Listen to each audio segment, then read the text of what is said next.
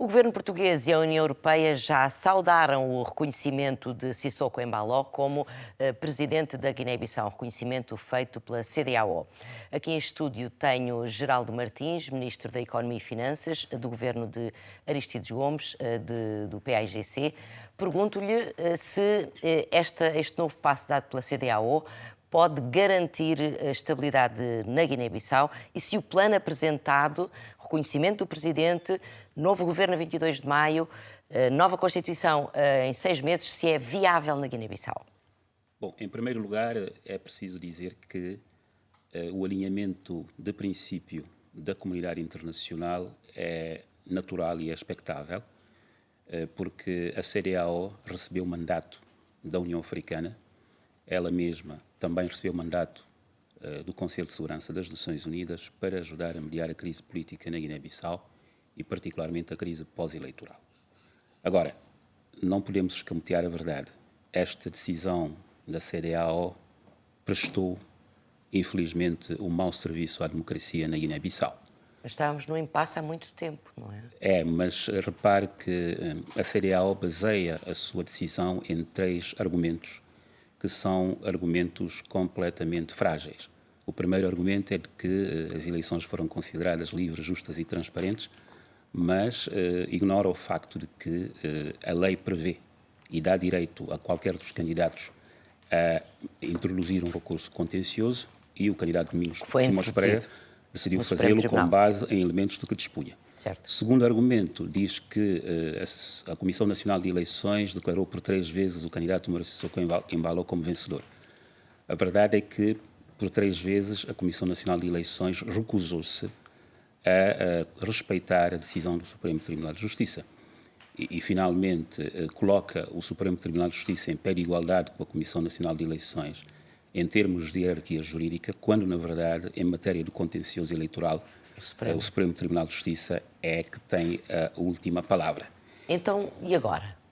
Estamos perante uma situação nova, um presidente reconhecido internacionalmente, que tem que nomear um governo até 22 de maio, portanto, menos de um mês. Mas aqui convém dizer que, infelizmente, e por isso insisto nesta questão do mau serviço prestado pela CEDEAO, porque em relação ao reconhecimento do candidato Sissoko Embaló, baseia-se nesses argumentos, sim, mas a CEDEAO faz tábua rasa das eleições legislativas.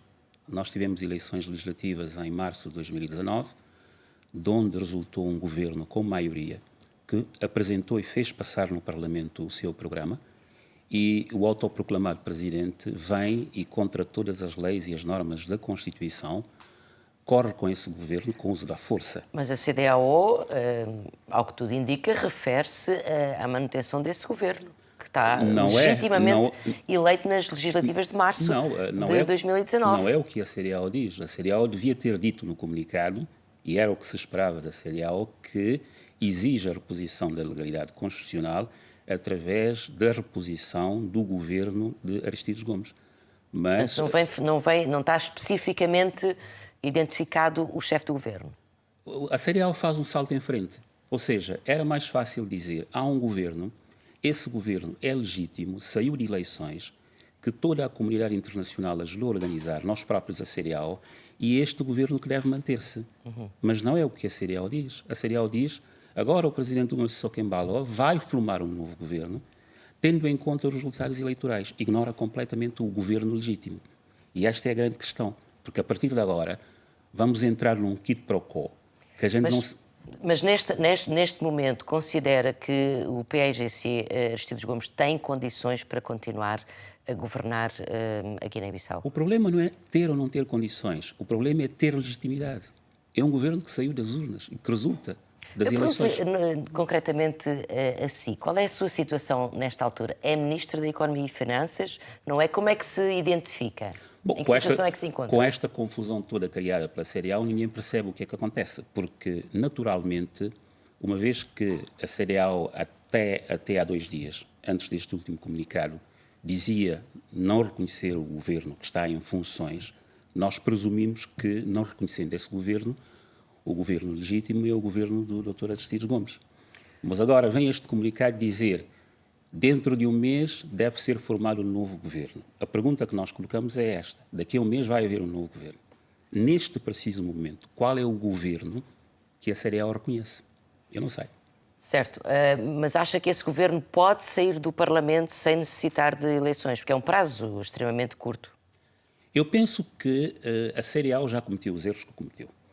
Agora, não reconhece a CDAO com capacidade para gerir um processo destes ou para, enfim, dar um respaldo a um processo destes? A CDAO falhou em toda a linha. E eu vou dizer porquê em alguns exemplos. Por exemplo, a CDAO funcionou muito na base de uma agenda que não era propriamente a agenda da Guiné-Bissau. Uma agenda de alguns países e de alguns chefes de Estado da sub-região. A CDAO teve várias incoerências neste processo. Por exemplo, quando primeiro reconheceu e felicitou Sissoko Embaló, depois voltou atrás e disse: vamos aguardar a decisão do Supremo Tribunal de Justiça. Enquanto se aguarda a decisão do Supremo Tribunal de Justiça, Omar Sissoko Embaló é recebido por 3 chefes de Estado da CDAO como se fosse chefe de Estado. E mais grave ainda, o chefe de Estado do Níger, presidente em exercício da CDAO, faz uma comunicação pública na Assembleia Parlamentar da CDAO, reconhecendo Sissoko Embaló como presidente e felicitando quando ainda o contencioso eleitoral estava em curso. Sr. Ministro, mas diga-me uma outra coisa. Não existe, nós temos acompanhado nos últimos anos a situação na Guiné-Bissau, lamentável, o nível de instabilidade permanente, de instabilidade política permanente, de uma enorme instabilidade.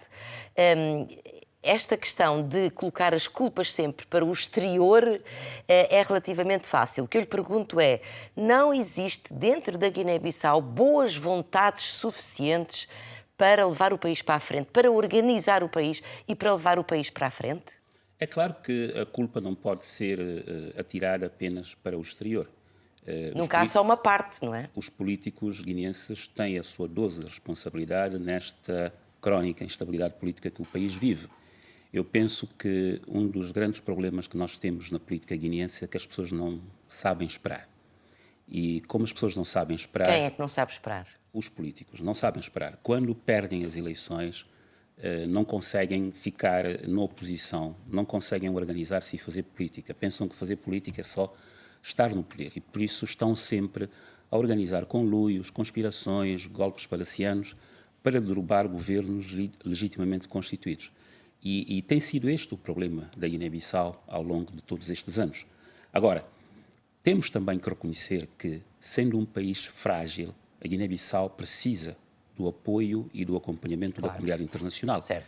E é por essa razão que a comunidade internacional encarregou a CDAO de mediar o conflito.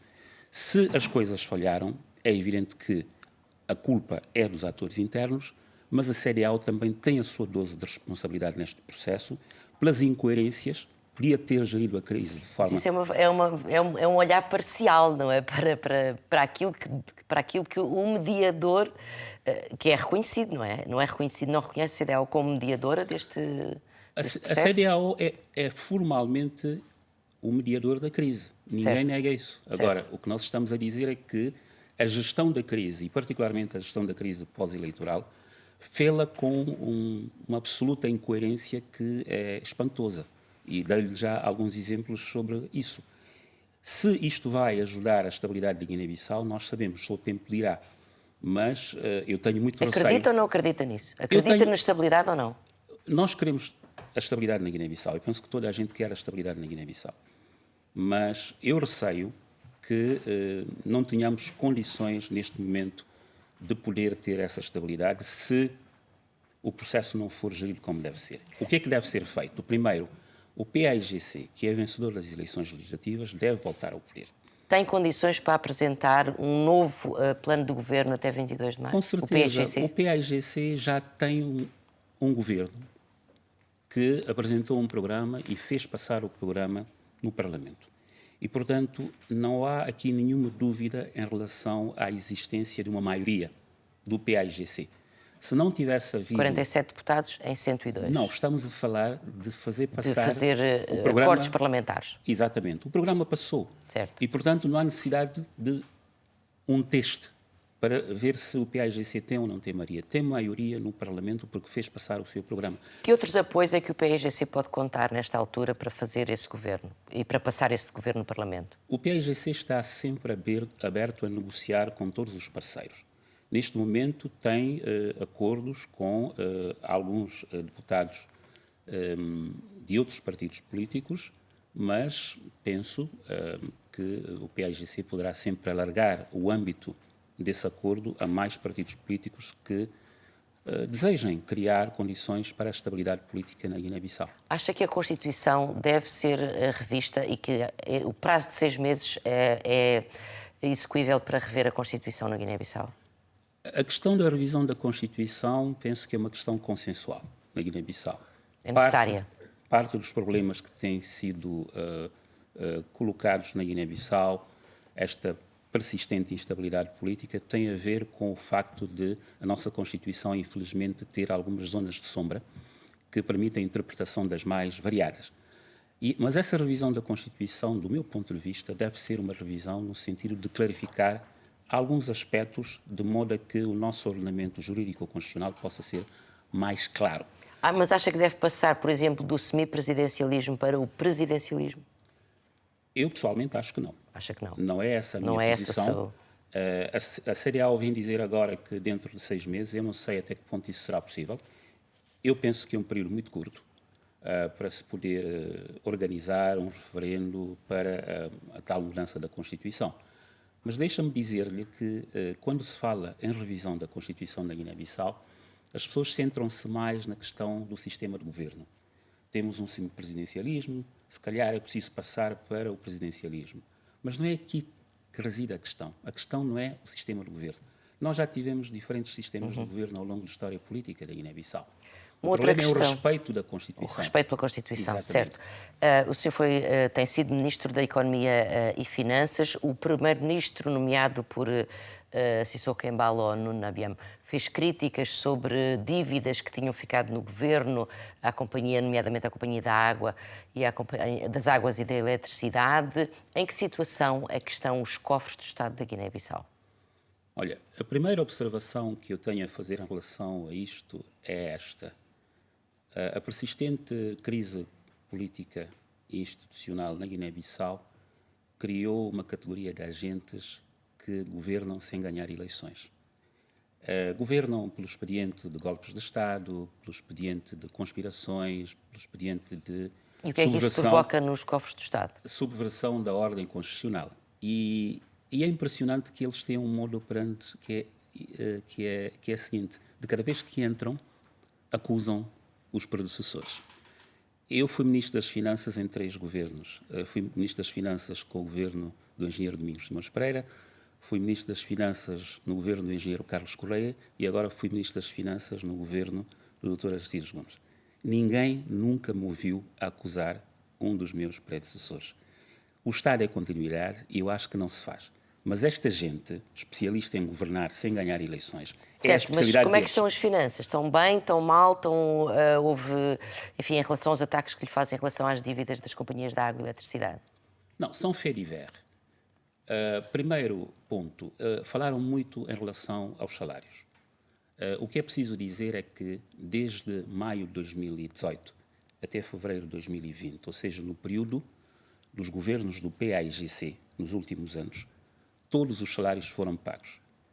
Eu saí, ou seja, fui corrido, digamos assim, do governo com o golpe de Estado do dia 27 de fevereiro, com os salários do mês de janeiro de 2020 pagos. E, portanto, não havia dívida salarial. Muito tempo vamos ter mesmo que terminar esta entrevista. Haverá certamente novas oportunidades para falarmos. Geraldo Martins, muito obrigado por ter vindo ao Causa e Efeito. Obrigado.